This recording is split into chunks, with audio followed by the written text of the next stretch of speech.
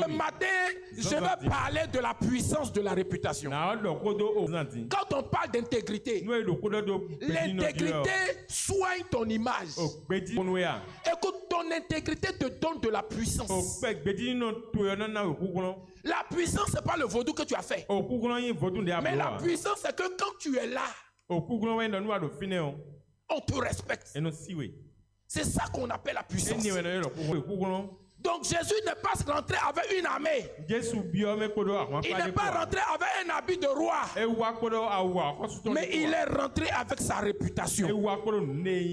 La réputation ouvre des portes que l'argent ne peut pas ouvrir.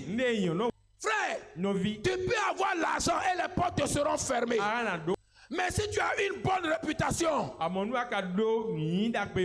y a des portes que l'argent ouvre que toi tu vas ouvrir. Ton image est très importante.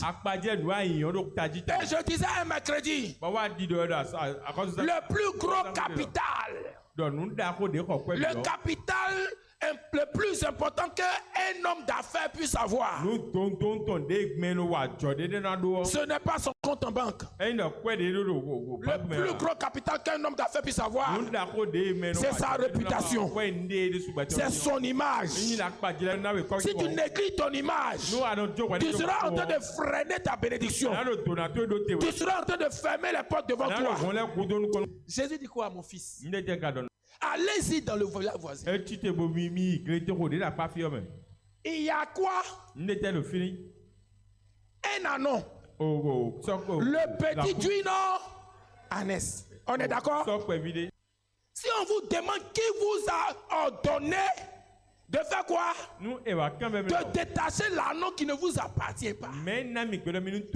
Dites-leur que le maître en a besoin. Et quand vous allez dire ça, on va vous laisser. Et ils ont pensé que c'était un jeu. Ils ont commencé à détacher l'anneau. Les propriétaires sont venus dire, pourquoi vous détachez l'anneau?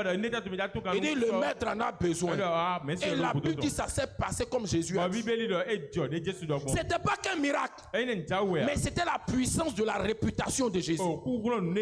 Frère, c'est incroyable. Il n'y a pas eu de négociation. Il n'y a pas eu l'argent. Il n'y a pas eu de pression. Alléluia. Sa réputation a parlé pour lui. Frère, ce qui va parler pour toi, c'est ta réputation. Quand ta réputation est solide, les portes s'ouvrent sans combat. 2. Ta réputation prépare le chemin avant ton arrivée. Ta réputation est plus rapide que toi-même.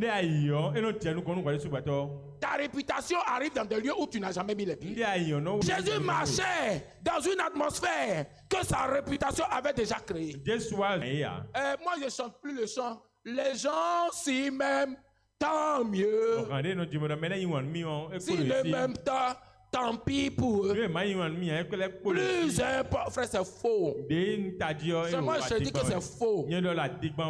Si les gens ne t'aiment pas, pour aucune raison, Dieu merci. Mais tu dois travailler en sorte que les gens comprennent que tu as quelque chose, qu'ils ont intérêt à t'aimer. Les gens vont te détester dans ta vie. Ça, je te le dis. Mais on ne va pas te détester tout le temps.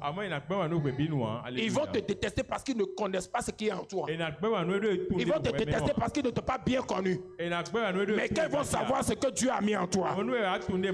Ah, la haine va se transformer en amour. Il ne faut pas te tromper avec des chants où tu es là, oui. Haïssez-moi sur la terre. Ce n'est rien. Ce n'est rien, ma patrie est dans les cieux. Ça, c'est vrai. Mais ce que je vais te dire qui est vrai aussi, c'est que si les gens te haïssent, tu vas souffrir toute ta vie sur la terre. Est-ce que tu me comprends bien? Si les gens te haïssent, tu vas souffrir tout le temps sur la terre. Faut pas aimer que les gens te haïssent. Si tu sens la haine quelque part, pose-toi la question, pourquoi on me hait? Si tu trouves les raisons valables, essaie d'arranger. Mais s'il n'y a pas de raison valable, gloire à Dieu. 3. La réputation donne de la valeur à ta simplicité. Malgré qu'il vient sur un anon, on lui apporte du respect. Pourquoi la foule célèbre malgré la simplicité? Parce que la grandeur de Jésus ne dépendait pas de ce qu'il portait. Ta grandeur ne dépend pas de ce que tu portes. Mais ta grandeur dépend de l'image que tu véhicules.